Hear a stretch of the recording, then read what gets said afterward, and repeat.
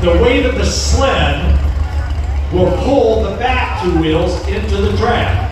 And all four wheels will work the way they're designed to work. A lot of times in this class, you can actually see the gap between the box and the cab separate as the pull progresses down the track area. So it's something to watch for. Yeah, look at what I'm doing on my phone. Yep.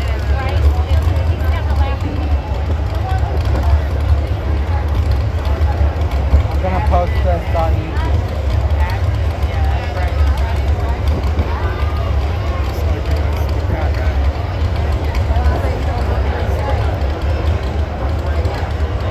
Wait, is that white truck going on next?